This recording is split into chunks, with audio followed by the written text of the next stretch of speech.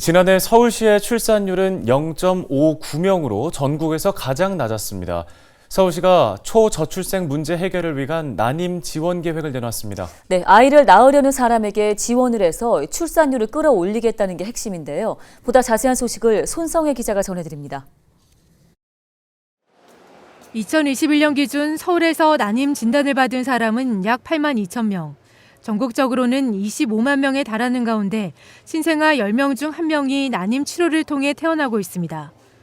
지난해 출생아 수는 24만 9천 명으로 10년 전에 절반 수준에 그쳤지만 한편에선 아이가 태어나기를 간절히 기다리는 사람들도 있다는 겁니다.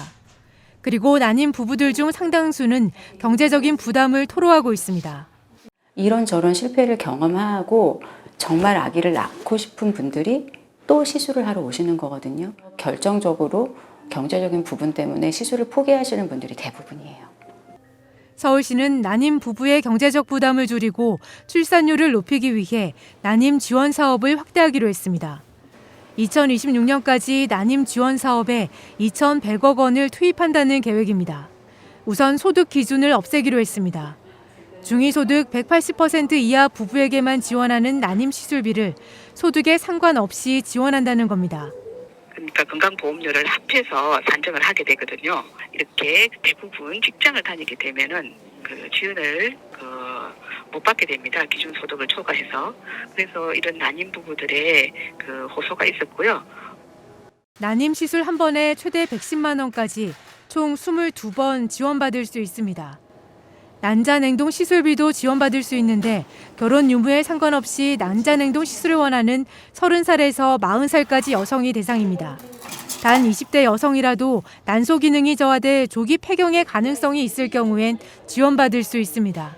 난자 동결은 사실은 난임을 예방하는 효과가 있습니다. 조금 더 어렸을 때 난자를 얼려놓음으로써 동결을 해놓음으로써 나중에 결혼과 출산에 대비할 수가 있는 거예요. 고령 산모와 아이의 건강을 위한 지원도 있습니다. 서울시는 35세 이상 고령 산모에겐 최대 100만 원의 기형아 검사비를 제공하고 난임 시술로 증가하고 있는 쌍둥이의 자녀안심보험 무료 가입을 지원할 계획입니다.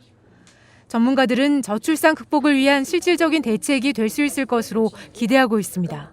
낳을 사람한테 지원을 해달라는 거였습니다. 아기를 낳고 싶은데 사실은 차수가 끝나서 지원이 안 돼서 주저하는 분들이 많았거든요. 그런 분들한테 실질적인 혜택을 줄 수 있으리라고 봅니다. 서울시는 보건복지부에 사회보장제도 신설 협의를 요청하고 관련 조례를 개정하는 등 사전 준비 절차를 거쳐 내년 1월부터 난임 지원 사업을 본격적으로 시행할 계획입니다. 헬로티비 뉴스 손성혜입니다.